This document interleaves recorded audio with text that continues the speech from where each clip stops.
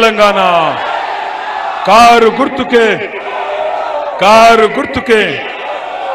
बैठ जाओ भाइयों भाई मेरे भाई नीचे आ जाओ नीचे आप भी जरा झंडा नीचे करो गौरवनीलु నిజామాబాద్ ఎమ్మెల్యే గారు సోదరులు మీ అందరి ఆదరాభిమానాలతో మరి డిసెంబర్ 3 నాడు తిరిగి కాబోయే నిజామాబాద్ ఎమ్మెల్యే సోదరులు గణేష్ గుప్తా గారు గౌరవనీయులు పెద్దలు రాజ్యసభ సభ్యులు అన్న మాజీ స్పీకర్ కేఆర్ సురేష్ రెడ్డి గారు గౌరవనీయులు సోదరులు అలీం గారు అదే విధంగా నగర మేయర్ గారు నీతు గారు 2 మినిట్ మేరే భాయ్ 2 మినిట్ అదే విధంగా వేదిక పైనున్న పెద్దలందరికీ వేదిక ముందున్న మా తమ్ముళ్ళకి అన్నలకి అక్కలకి చెల్లెలకి बहनें कोई नहीं दिख रहे यहाँ पे कोई एक बहन भी नहीं दिख रही बोला यहाँ पे यहाँ पे हमारे जितने भाई हैं आप सबको मैं अपना सलाम पेश करता हूं जय तेलंगाना। आज शहर निजामाबाद में हमारे एमएलए मैं गणेश अन्ना के वास्ते आया मेरा गला बैठ गया रुक जाओ सुन तो लो मैं आप तमाम भाइयों से और हमारे बहनों से गणेश बिगाले के वास्ते आपके वोट मांगने यहां पे आया। मैं आप तमाम भाइयों से बहनों से गुजारिश करना चाहता हूं पिछले 9.5 सालों में जो खिदमत केसीआर साहब ने और ये तेलंगाना हुकूमत ने आपके लिए की आपके आंखों के सामने है। आज अगर आप देखेंगे शहर निजामाबाद आजादी से लेके 2014 तक क्या हालत था निजामाबाद का, आज पिछले 9.5 सालों में क्या काम इस एमएलए ने किया, गणेश ने किया आपके सामने। मैं खुद गवाह हूं। मैं 2-3 महीने पहले निजामाबाद आया था। जब मैं आया यहाँ पे हम लोग हमारे मिनी टैंक बंड इनॉग्रेशन के लिए गए थे। मैंने बोला गणेश भाई को कि आज हैदराबाद में और बाकी जो शहर है तेलंगाना में वहां पे भी इतना खूबसूरत टैंक बंड नहीं है जितना खूबसूरत आपका निजामाबाद का टैंक बंड बना दिया इन्होंने। साथ ही साथ आजादी के बाद अरे बड़े भाई रुकना यार, रुक भाई पैर पड़ता रुक जाता कहीं को चिल्ला रहा मना। आजादी से लेकर आज तक जो काम नहीं हुए जैसे अंडरग्राउंड ड्रेनेज सिस्टम को मुकम्मल करना पूरा करना जिसका जिम्मेदारी आपने एमएलए साहब को दिया, उनकी खिदमत की वजह से उनकी वकालत की वजह से आज पूरा का पूरा अंडरग्राउंड ड्रेनेज सिस्टम भी हमने कंप्लीट किया। साथ ही साथ अगर आप देखेंगे कोरोना के टाइम पे आपके एमएलए साहब इतना जबरदस्त सर्विस करे यहाँ पे गवर्नमेंट हॉस्पिटल में और निजामाबाद शहर में, आपको याद होगा हर दिन उन्होंने हजारों लोगों को खाना खिलाया, हर दिन खुद के पैसों से उन्होंने बहुत आपकी खिदमत की। साथ ही साथ एक और चीज भी याद दिलाना चाहता हूं, पिछले 9.5 सालों में जब से केसीआर साहब ने हुकूमत संभाला, हुकूमत को चलाना शुरू किया, आज तक आप एक मर्तबा सोचिए एक दिन भी एक कोई दंगा नहीं, कोई फसाद नहीं। आज सुकून से है तेलंगाना के हर शहरी, चाहे हिंदू हो, मुसलमान हो, सिख हो, ईसाई हो, जैन हो, मजहब जो भी हो, हर कोई खुश है। केसीआर साहब ऐसे लीडर हैं जो मजहब के नाम पे सियासत नहीं करते हैं, इंसान को इंसान की तरह देखते हैं। कभी एक जमाने में मखदूम मोइनुद्दीन ने कहा था, हयात लेके चलो, कायनात लेके चलो, चले ते चलो, सारे जमाने को साथ लेके चलो। केसीआर ऐसे लीडर है जो हर किसी को अपने साथ ले चलने में विश्वास रखते हैं। आज कुछ लोग यहाँ पे मजहबी सियासत करने की कोशिश कर रहे हैं। निजामाबाद में कुछ लोग यहां पे आके मजहब के नाम पे वोट मांगने की कोशिश कर रहे हैं। भाइयों बहनों, मैं आप सबसे गुजारिश करता हूं, आज जो शख्स यहां पे कांग्रेस पार्टी की तरफ से यहां पे कंटेस्ट कर रहे हैं, इससे पहले कोई निजामाबाद गली में, कोई निजामाबाद बस्ती में, कोई निजामाबाद की कॉलोनी में ये शख्स आपको दिखे क्या? पिछले 10 साल में कोई खिदमत इन्होंने आपकी की क्या? आप सोचिएगा। आज उनको कामारेड्डी में 9 बार लड़ने के बाद वहां की जनता ने 2 बार जिताया, वहां की आवाम ने सिर्फ 2 बार जिताया। जो आदमी कामारेड्डी में अगर काम नहीं आता, खुद के कॉन्स्टिट्यूंसी में काम नहीं आता, वो निजामाबाद का क्या काम आ सकता? आप सोचिएगा। తెలుగులో చెప్పాలంటే కామారెడ్డిలో చెల్లని రూపాయి నిజామాబాద్లో చెల్లుతుందా? దయచేసి ఆలోచించమని నేను కోరుతా ఉన్నా. ఇదివరకు షబ్బీర్ అలీ గారు కామారెడ్డిలో 9 సార్లు పోటీ చేస్తే 2 సార్లు మాత్రమే గెలిచినరు. 7 సార్లు కామారెడ్డి ప్రజలు, ఎల్లారెడ్డి ప్రజలు ఓడించింది. ఇవాళ అక్కడి నుంచి రేవంత్ రెడ్డి గారు వచ్చి ఇక్కడికి పంపిస్తే షబ్బీర్ అలీ గారు వచ్చి మిమ్మల్ని ఓటు అడుగుతా ఉన్నారు. మిమ్మల్ని నేను ఆలోచించమని కోరేది ఒకటే, आप सबसे मैं रिक्वेस्ट करता हूं, एक अमन पसंद चीफ मिनिस्टर, एक माइनॉरिटी दोस्त चीफ मिनिस्टर केसीआर के रूप में यहां पे है हमारे साथ, हम सब के लिए। आज पिछले 9.5 सालों में केसीआर हुकूमत ने आपके वास्ते 12,780 करोड़ रुपया माइनॉरिटी वेलफेयर के लिए खर्च किया। आप पूछ सकते हैं मैं किन किन चीजों में खर्चा किया। हमने अगर खर्चा की तो सबसे ज्यादा रकम हमने खर्च किया बच्चों की तालीम के वास्ते। आज 204 माइनॉरिटी रेजिडेंशियल स्कूल तश्कील किए गए तेलंगाना में। आप सोचिएगा 1 मिनट के लिए, बच्चियों के लिए, खवातीनों के लिए आज 50 से ज्यादा स्कूल, 100 से ज्यादा स्कूल, माफी मांगता हूं, 100 से ज्यादा स्कूल, और हमारे बच्चों के लिए 100 से ज्यादा स्कूल, कुल मिला के 204 स्कूलों की आज इंतजाम की गई। क्यों? क्योंकि 700 करोड़ रुपया सालीना खर्च करके हमारे बच्चों में उनकी हिम्मत बढ़ाने के लिए, उनकी काबिलियत बढ़ाने के लिए, उनको दुनिया से लड़ने की ताकत में देने के लिए आज अच्छे से अच्छे तालीम आपके बच्चों को दी जा रही है। पूरे हिंदुस्तान में, पूरे मुल्क में मुझे एक ऐसी रियासत बताओ, कांग्रेस वाले रियासत, अब बीजेपी वाले रियासत में तो नहीं होता, आपको भी मालूम, मेरे को भी मालूम, कांग्रेस के सरफरस्ती में आज राजस्थान है, हिमाचल प्रदेश है, कर्नाटक है। इन रियासतों में कहीं एक ऐसे जगह दिखाओ जितने बड़े तादाद में आज हमारे यहां स्कूल है, कोई और रियासत में है क्या? आप 1 मिनट के लिए सोचो। दूसरी बात, अगर आप हिसाब किताब देखोगे, माइनॉरिटी बजट एलोकेशन अगर देखोगे, पूरे हिंदुस्तान में अगर सबसे ज्यादा अगर माइनॉरिटी पॉपुलेशन कहीं है तो वो है उत्तर प्रदेश में। 4 करोड़ आबादी है। क्या है बजट उत्तर प्रदेश की? 1700 करोड़। 4 करोड़ आबादी के लिए 1700 करोड़। उसके बाद आता है वेस्ट बंगाल। वेस्ट बंगाल की आबादी है 2.5 करोड़। क्या है बजट वहां का? 2100 करोड़। और उसके बाद आता है महाराष्ट्र, 1 करोड़ 40 लाख है आबादी। क्या है बजट? 670 करोड़। उसके बाद आता है कर्नाटक, 90 लाख वहां की आबादी है। बजट क्या है वहां का माइनॉरिटी वेलफेयर का? 2000 करोड़। उसके बाद आता है अपना नंबर, 50 लाख है आबादी और यहां की बजट है 2200 करोड़। सबसे ज्यादा हिंदुस्तान में सबसे ज्यादा माइनॉरिटी वेलफेयर के लिए खर्च करने वाले चीफ मिनिस्टर कोई है तो वो है हमारे लीडर केसीआर। मैं एक और बात भी आपसे कहना चाहता हूं, यही शब्बीर अली साहब जब कांग्रेस में थे, आप पूछिएगा जरूर उनसे, 2004 से लेके 14 तक कांग्रेस का दौर रहा, कांग्रेस का हुकूमत चला मुत्तहिदा आंध्र प्रदेश में।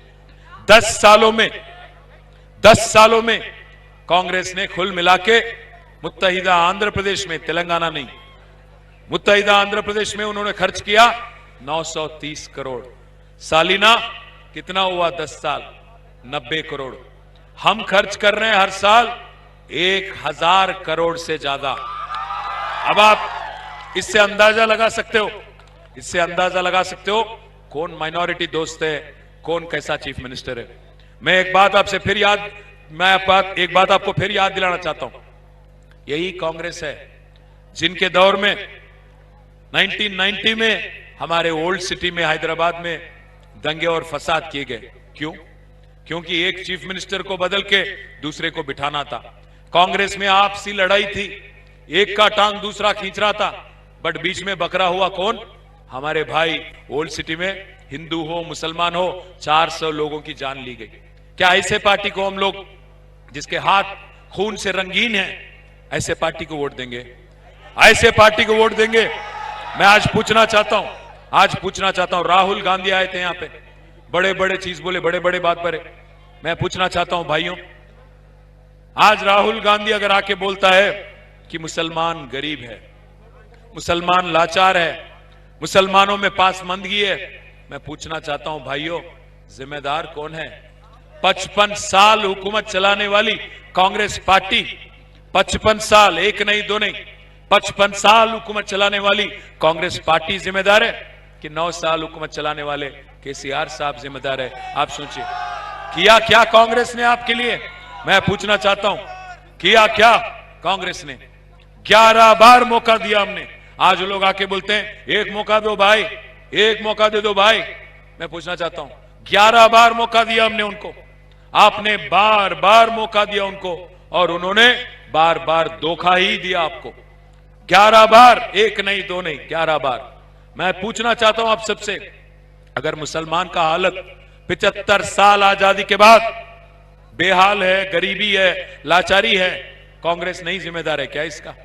राहुल गांधी और कांग्रेस ये मानता है कि मुसलमानों पे उनका हक है, मुसलमान वोट पे उनका, माइनॉरिटी वोट पे उनका ठेकेदारी है। मैं पूछना चाहता हूं, राहुल गांधी जो है आदत से मजबूर है बेचारा, जाता है कोलकाता, वहां कहता है ममता बनर्जी दीदी आप बीजेपी के बी टीम हो।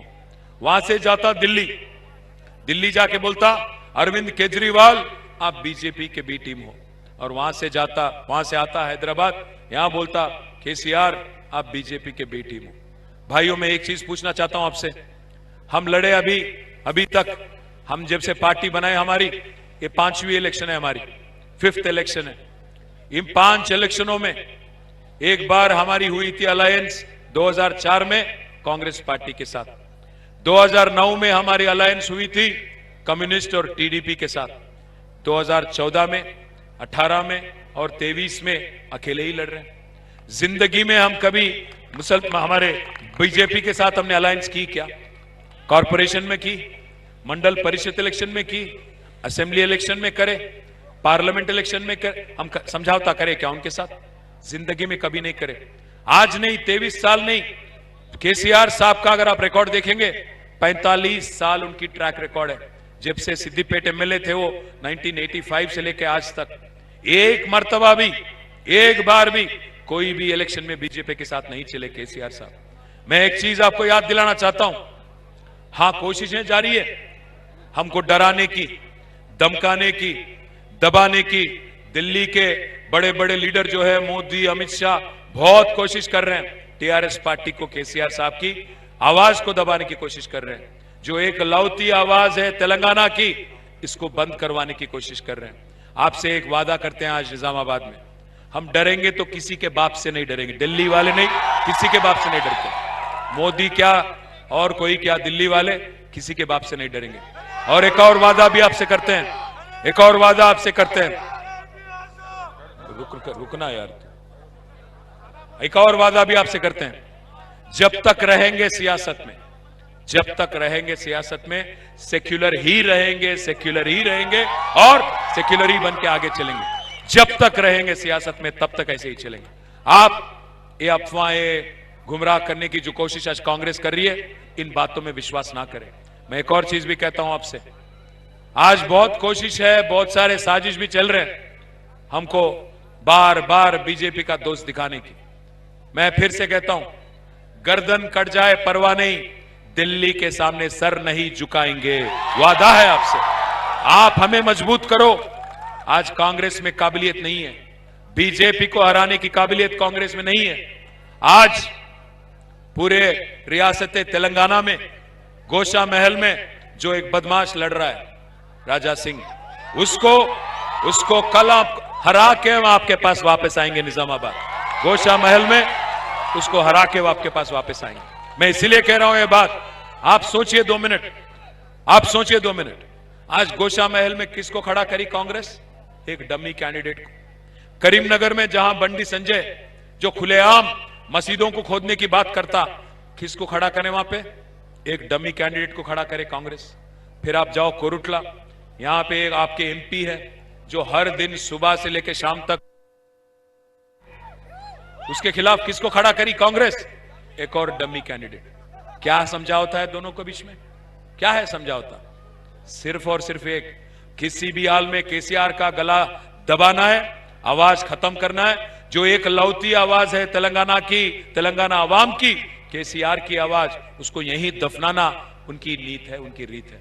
भाइयों, आप 1 मिनट के लिए सोचो, पूरे मुल्क में क्या माहौल है आज, क्या हालत है आज? बाहर, तेलंगाना के बाहर कैसा बर्ताव है, कैसा डर डर के जीना पड़ रहा है। पर आज तेलंगाना में एक अमन पसंद चीफ मिनिस्टर, जिनके सदारत में हम सब लोग अमन के साथ, शांति के साथ, भाईचारे के साथ, खुशहाली के साथ हम सब लोग खुश है, सुकून से जी रहे हैं। हमारी बच्चों के लिए अच्छा तालीम मिलता है।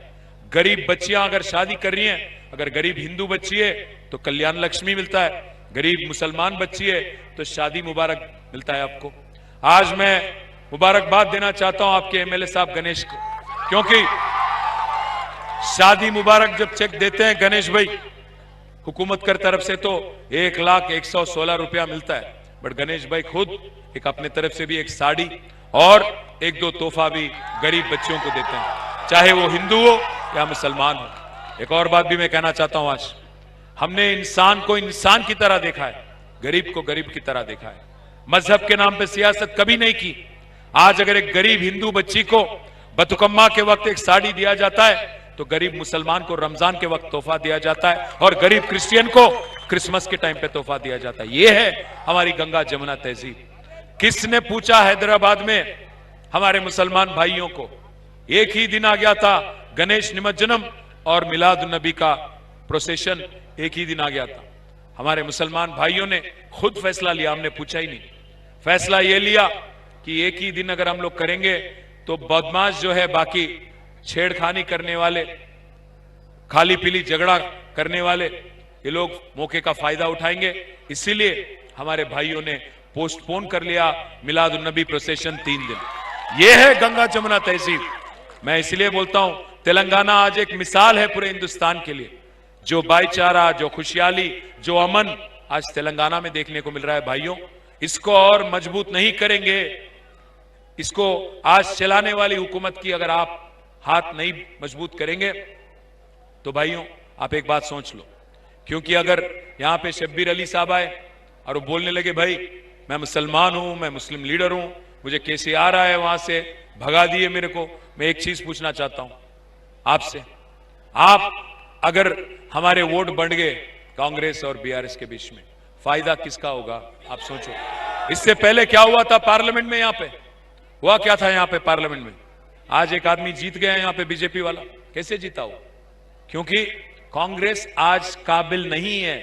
कांग्रेस आज बीजेपी को रोकने की काबिलियत नहीं रखती। एक पप्पू चला रहा कांग्रेस को और उससे नहीं होगा।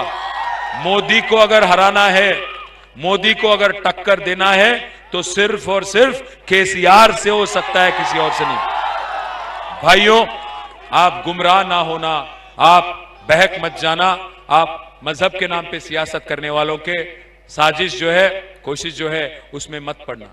आज एक एमएलए ऐसे हैं आपके जो हर किसी की इज्जत करते हैं, हर रीत और रिवाज का इज्जत करते हैं। आप जब बुलाए तब आपके गलियों में आ जाते हैं, आपके लिए काम करते हैं, आपकी खिदमत करते हैं। अगर कल गलती से शब्बीर अली को वोट दे दिए तो कहां कहां जाना पड़ता अपने को? अगर कोई चीज चाहिए तो कहां जाना पड़ता अपने को? रामायणपेट जाना, कामारेड्डी जाना, हैदराबाद जाना, कहां जाना हम लोग? कहां मिलेंगे उन? कल परसों आपको, कल परसों नहीं मिलते उन। आज के मेहमान है, ना जान ना पहचान, आगे बनने मेहमान हमारे निजामाबाद के। मैं पूछना चाहता हूं, हां अगर इलेक्शन के बाद शब्बीर भाई आए तो शीर खुरमा खिलाओ, बोलो हाले कैसे हैं भाई, आप सही सलामत है कि नहीं पूछो, बट वोट मत दो। अगर वोट देंगे उनको, तकलीफ हमें हो जाएगी, निजामाबाद की आवाम की हो जाएगी। आज एक जो नौजवान कायद हैं, आपके नौजवान एमएलए हैं जो हर गली जाते हैं, हर दिन यहीं रहते हैं, और जब आप बुलाए, कौन गली में आप बुलाए, वो आने के तैयार एमएलए जो हैं, और केसीआर साहब के बहुत करीबी एमएलए। जब भी गणेश आते हैं केसीआर साहब के पास, जब भी आते हैं गणेश भाई और कुछ पूछते हैं, केसीआर साहब बेझिझक जो काम उनको पूछते हैं, केसीआर साहब इमीडिएटली सैंक्शन करते हैं। भाइयों, मैं एक चीज याद दिलाना चाहता हूं, आज यहां पे निजामाबाद में आईटी हब किसने बनाया? आईटी हब किसने बनाया? बीआरएस हुकूमत ने, गणेश भाई ने, केसीआर साहब ने बनाया। आज एक जबरदस्त नई कलेक्ट्रेट बनी आपके यहां, एक जबरदस्त नेशनल एकेडमी ऑफ कंस्ट्रक्शन बनी आपके लिए, हमारे बच्चों को स्किल डेवलपमेंट के वास्ते। आज आपका शहर कितना सुंदर हुआ आप ही के आंखों के सामने। अगर एक तरक्की देखने के बाद, एक काम देखने के बाद, अगर एमएलए को हम वोट नहीं देंगे और किसी और को देंगे, तो आगे आने वाले दिनों में कोई एमएलए में दिलचस्पी नहीं रहेगा कि काम करने का। गुजारिश आपसे यही है। तो आज मालूम है, मेरे को भी मालूम है बड़े भाई, रुकना यार, मैं एक ही चीज पूछना चाहता हूं आपसे। 30 तारीख के दिन आप एक मिनट के लिए सोचो, 11 मौका देने के बाद कोई काम नहीं करने वाली कांग्रेस को अगर फिर एक बार आप वोट देंगे, तो फायदा कांग्रेस को नहीं होगा भाइयों, फायदा होगा बीजेपी का। आप याद रखो ये, आप इत्मीनान से सोचो, पिछले पार्लियामेंट इलेक्शन में क्या हुआ, फिर से सोचो, ढंग से सोचो समझो, और ये बात याद रखो, अगर मोदी को टक्कर देने की क्षमता, मोदी से लड़ने की ताकत, मोदी से लड़ने की हिम्मत आज किसी में है, तो सिर्फ और सिर्फ हमारे लीडर केसीआर में है। आप ये याद रखो। हम जब तक रहेंगे सियासत में, मैं फिर से दोहराना चाहता हूं, जब तक रहेंगे सेक्युलर रहेंगे, जब तक रहेंगे हर किसी का इज्जत करेंगे, जब तक रहेंगे हर किसी को अपना भाई मान के चलेंगे। निजामाबाद की डेवलपमेंट आपके वोट पे निर्भर है। अगर आप वोट देंगे कायदीन को जिन्होंने काम किया, आप वोट देंगे एक एमएलए को जिन्होंने आपके वास्ते खिदमत किया, तो फिर और तेजी से तरक्की हम लोग कर पाएंगे। वरना यहां गलती से बीजेपी या कांग्रेस जीत गया, गलती से, हुकूमत तो आने वाली है केसीआर साहब की, हुकूमत तो आने वाली है केसीआर साहब की, वजीर आला तो बनेंगे केसीआर साहब, तो क्या फायदा होगा भाइयों? निजामाबाद, शहर निजामाबाद की अगर तरक्की आप चाहते हो, जो काम पिछले 9.5 साल में हुआ, इसको अगर और तेजी से आगे ले जाना चाहते हो, तो वोट दीजिए कार के निशान पे। हमारे निशान कौन सी है? कौन सी निशान है हमारी? रुकना यार, रुकना। कौन सी निशान है हमारी? कौन सी निशान है? कार हमारी निशान है, तेलंगाना हमारी पहचान है, और केसीआर हमारे शान है। याद रखना जरूर, दुआ में याद रखो, दुआ में याद करो, दुआ में याद रखो, कार को वोट दो और तेलंगाना को और तेजी से, यहीं से निजामाबाद से और तेजी से तरक्की के रास्ते पे आगे ले चलो। जय तेलंगाना। उनको कमाट। एक मिनट रुकना यार, रुको, देख लेंगे, रुको, जल्दबाजी नको करो, रुको। और पूछ सकते हो आप कि भाई इससे पहले 2 बार जो जीते, तो कुछ अच्छे प्रोग्राम करे आप, कल्याण लक्ष्मी, शादी मुबारक, टिमरिस के स्कूल, उसको स्कूल को फिर आप जूनियर कॉलेज बनाए। आगे क्या करेंगे आप 3 दिसंबर के बाद, जीतने के बाद? फिर तीसरी बार हैट्रिक चीफ मिनिस्टर केसीआर बनने के बाद और क्या करेंगे गरीबों के वास्ते, ये मैं बताना चाहता हूं। यहां पे जितने हमारे, क्या हो गया, हमारे बहनें चले गए वहां से, वहां बैठ के, अच्छा। तो मैं बस बहनों को हमारे बोलना चाहता हूं, मोदी साहब आए थे 2014 में, बड़े बातें करे, क्या बोले? मित्रों, आप सभी लोग जन धन खाता खोलो, मैं धन 15 लाख देता हूं। बोले कि नहीं बोले? मिला किसी को 15 लाख? सबके कान में फूल लगा दिए, निकल गए। आज मैं पूछना चाहता हूं, और बहुत कुछ बोले उन्होंने। 2014 से पहले बोले, मनमोहन सिंह हट जाओ तुम, आप बेकार हो, हट जाओ आप, सिलेंडर की दाम बहुत बढ़ गई, सिलेंडर को आप नमस्कार करो और वोट मुझे दो। दे दिए वोट। फिर क्या करें? 400 सिलेंडर आज कितने का हो गया? 1200 हो गया। आज मैं वादा कर रहा हूं आपसे, आप गणेश भाई को जिता लो, 3 दिसंबर के बाद जो 800 रुपए का इजाफा मोदी करे, 800 रुपया हम बेर करेंगे, 400 में आपको सिलेंडर दिला देंगे। हमारे बहनों से वादा है। साथ ही साथ आप हर बस्ती में बोलना, हर किसी को बोलना, हर औरत को बोलना, यहां पे हमारे घरों में हर किसी को समझाना आप। दूसरी बात, आज 18 साल के ऊपर जो भी हमारे लेडीज हैं, खवातीन हैं, उनके वास्ते एक नया प्रोग्राम तश्कील कर रहे हैं जिसका नाम है सौभाग्य लक्ष्मी, जिसके जरिए हर महिला को, हर खवातीन को 300 रुपए का वजीफा हर महीना मिलेगा। 3000, माफी चाहता हूं, 3000। अरे वाह, आप तो मेरे से ज्यादा वाकिफ है। 3000 रुपए का हर महीना आपको पेंशन दिया जाएगा। साथ ही साथ आसरा पेंशन आज 2000 मिल रहा है, उसको भी हम लोग बढ़ाएंगे, 5000 रुपया आसरा पेंशन भी दिला देंगे। साथ ही साथ जिनके पास भी व्हाइट राशन कार्ड है, जिनके पास भी व्हाइट राशन कार्ड है, भाइयों, 2 स्कीमें आपके लिए। एक है, आज जो आपको मोटा चावल दिया जा रहा है उसके जगह बारीक चावल मिलेगा। एक नया स्कीम हम लोग चालू कर रहे हैं, सन्न बियम, बारीक चावल आपको दिया जाएगा। साथ ही साथ आज गांव में अगर आप जाएंगे आरमूर या बालकोंडा, आप देखेंगे कि किसान को रैतु बीमा मिलता है, लाइफ इंश्योरेंस 5 लाख का। आज केसीआर साहब एक नया प्रोग्राम ऐलान कर रहे हैं, जिनके पास भी व्हाइट राशन कार्ड है आपके लिए 5 लाख तक का लाइफ इंश्योरेंस प्रोग्राम केसीआर बीमा नया एक हम लोग शुरू कर रहे हैं, जिसको लेके आज हर गरीब, निजामाबाद शहर में जो हर गरीब है, हर किसी का फायदा होगा। तो मैं बस इतना ही कहना चाहता हूं, हमने 9.5 साल क्या काम किया मैं आपके सामने रख रहा हूं, फिर जिताएंगे तो हम क्या करेंगे आपके सामने रख रहा हूं। और ये नौजवान कायदीन जो है ये आपकी खिदमत करेंगे।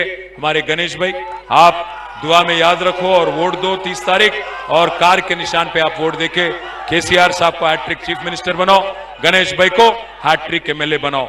और फिर एक बार कहता हूं भाइयों, कांग्रेस को अगर वोट देंगे फिर याद रखो, हाथ को वोट देंगे तो हाथ देंगे आपको, पक्की बात है। क्या क्या करे वो लोग, इससे पहले याद रखो, 55 साल हुकूमत चलाने वाले, माइनॉरिटीज को धोखा देने वाले, उनकी बातों में मत पड़ो, उनकी साजिश में मत जाओ। गणेश भाई को वोट दो, फिर से जिता लो। जय तेलंगाना, जय तेलंगाना, कार गुर्तु के। Thank you.